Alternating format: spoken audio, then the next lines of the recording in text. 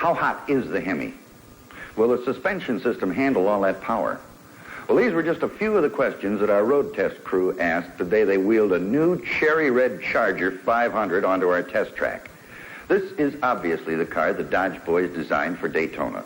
Most of the supercars we test fall in the intermediate class, but this big full-size sedan tossed out some big surprises.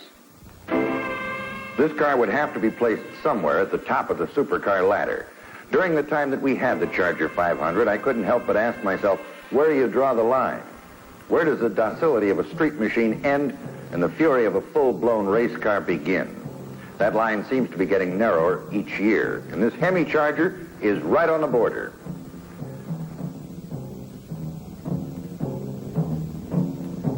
The exposed headlights mounted in the flush grille distinguish the 500 from the standard Charger.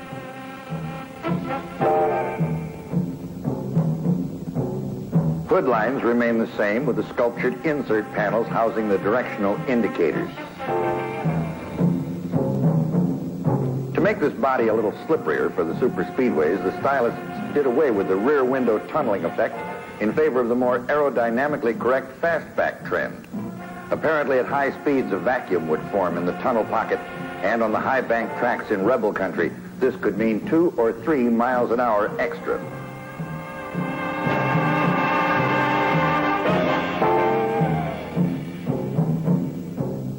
This Charger, like the standard model, rides on a 117-inch wheelbase with a 59.5-inch front tracking width and 58.5 in the rear. With this 4-letter exciter hung on each side, you won't find too many takers at the traffic lights. This is one of the quickest ways I know of to do your thing.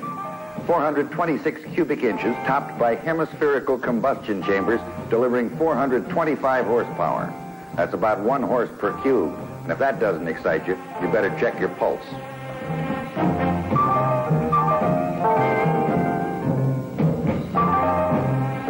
Accessibility to the trunk area leaves quite a bit to be desired on the standard Charger. But on this 500, the opening is even smaller. One of the crew members asked, how come they put the glove compartment in the rear?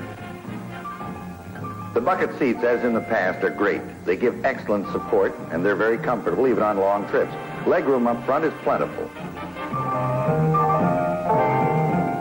This, however, was not the case in the rear. The seating was all right, but you have to find some other place for your legs. But if you are uncomfortable in the rear, all you have to do is look at this beautiful dashboard and you forget all about it. No lights, all gauges. It makes the driver feel kind of necessary. And we still feel that this torque flight transmission is the best in the business.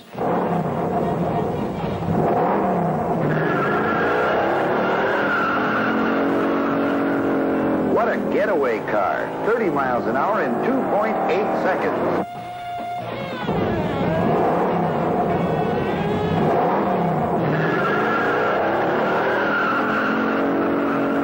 I think it was going 45 miles an hour when we left the line. The clock said 4 seconds flat.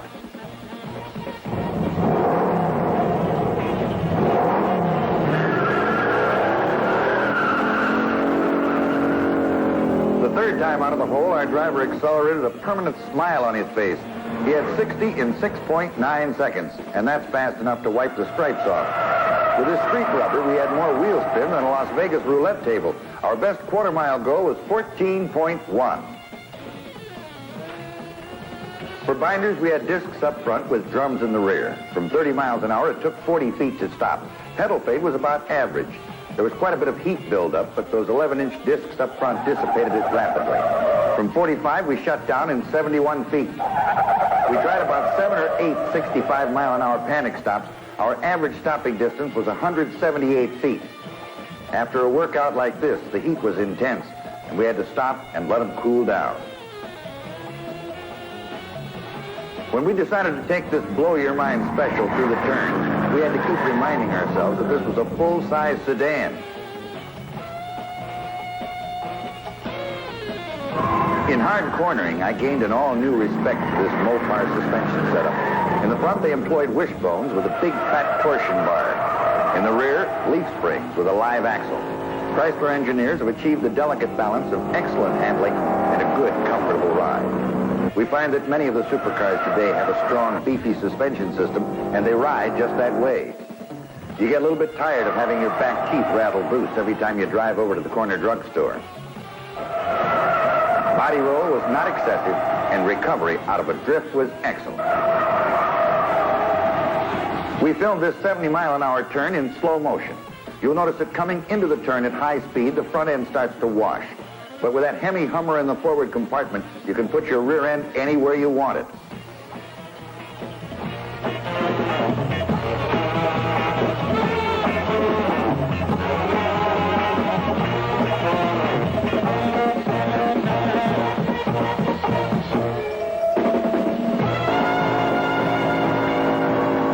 Believe me, firing this car through a corner in a four-wheel drift with power on is a type of thrill that's not defined in your Funkin' Wagnalls.